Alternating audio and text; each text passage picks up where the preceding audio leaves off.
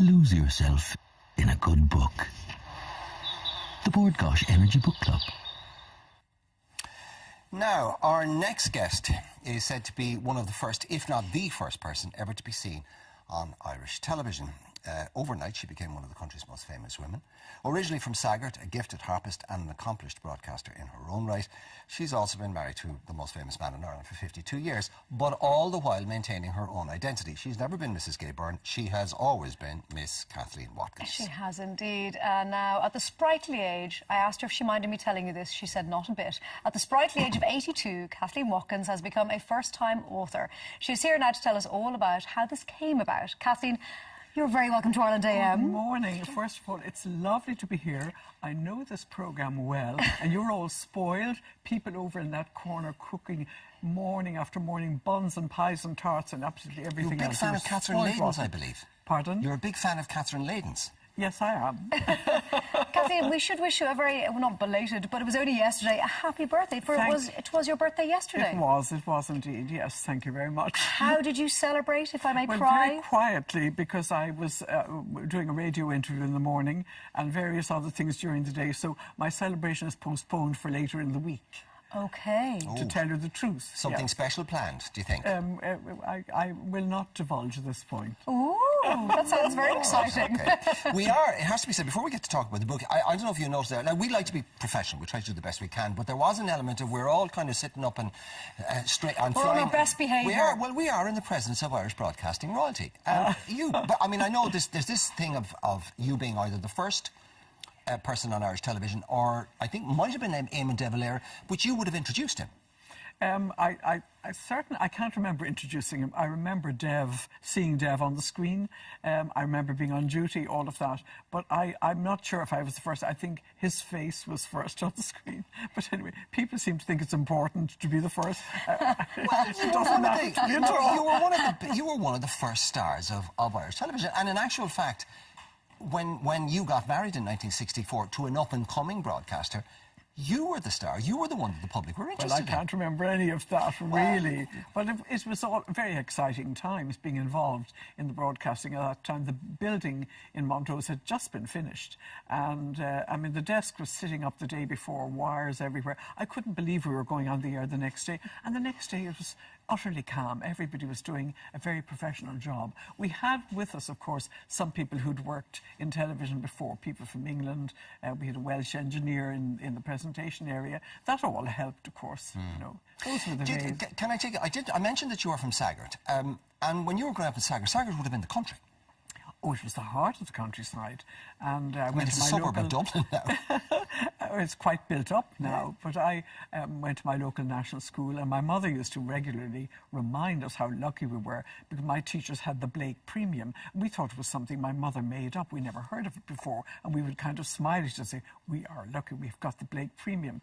But in fact, it was some special award to teachers in those days, and I think it must have been for very good primary cert results in those days, because all down the years I would ask people, did you ever hear of the Blake Premium? And they would say no. I've never heard of it. So finally, a few years ago, I said to my friend Anne Friel from Donegal, I don't suppose you ever heard of the Blake Premium? She said, I did, surely.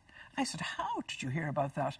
And one time when she, with her husband, the late Brian Friel, and other writers were visiting the training college in Drumcondra, they opened papers of Brian Friel's father, who had been a teacher, and he got the Blake Premium. Wow. So, I mean, it's never been mentioned by anybody ever, other than my mother. Now, you weren't set for a career in broadcasting. Your parents had different notions in mind for you. What were their hopes for you? Well, I think I went to Sion Hill as a boarder, and they had a school of domestic science attached to that. My father was quite sure he was going to have 3 domestic science instructors. As he ended up with none.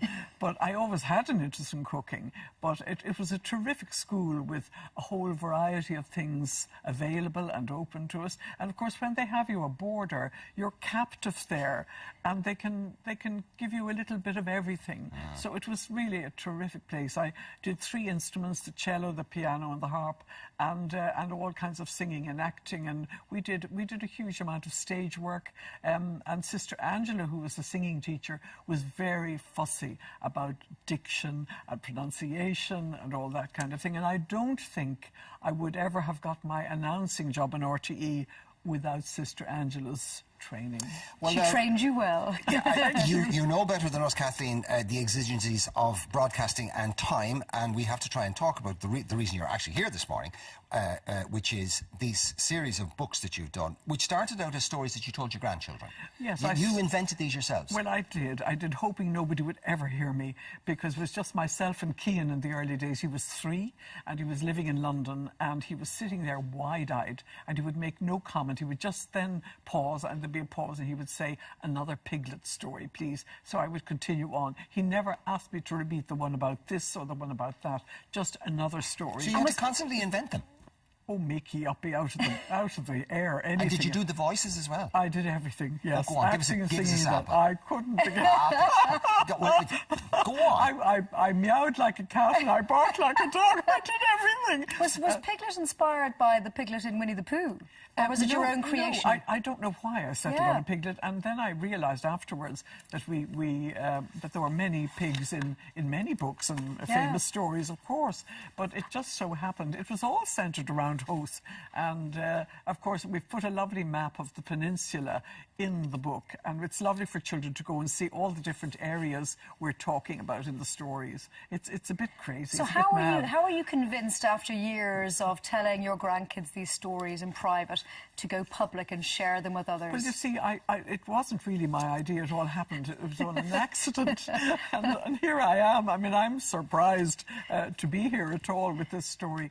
I was at the launch of the Meaning of Life book, chatting to my friend Mary McNicholas with another lady whom I didn't know, and I didn't know the other lady was from Gill and Macmillan, or Gill as they are now. And she said, "What's this? Mary is telling me about your grandchildren's stories." I said, "You don't want to hear that?" "Oh," she said, "tell me about it." Well, I said, "It's about a pig with very nice manners." She said, "We'll do it." Well, I think she said, "We'll do it."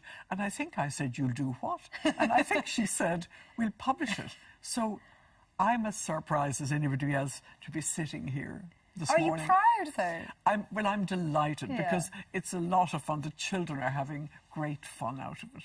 How old are your grandchildren now? They're from 12 down to 7. There are 5 of them. Yeah. So they must be proud. They're delighted.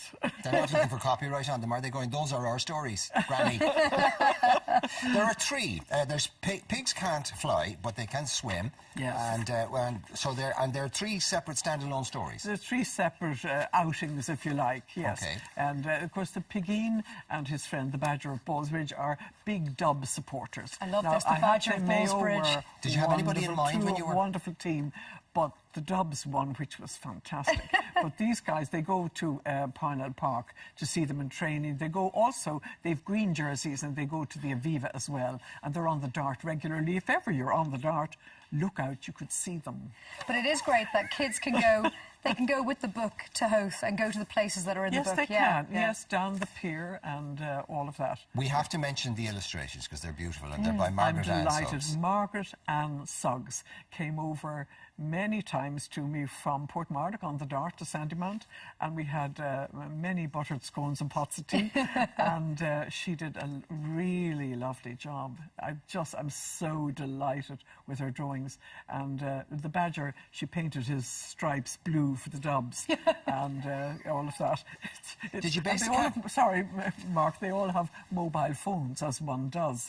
Even the seals on Howth Harbour have special, made in America, underwater mobile phones. Kathleen, it's wonderful the stories you shared with your family can now be shared with other people and their families. I think it's a really lovely thing, and congratulations. You should do an audiobook. You should, with the voices. I would pay with the voices. money to hear you doing the voices. Okay. Thank you It's a pleasure so as much. always. Pleasure, Kathleen. Thank you. Now, as we head into the autumn, what's nicer than getting comfy with a good book? How would you like to win a €100 book token and a gorgeous rug to snuggle up under? Well, head over to our Facebook page now for details on how to enter. Lose yourself in a good book. The Board Gosh Energy Book Club.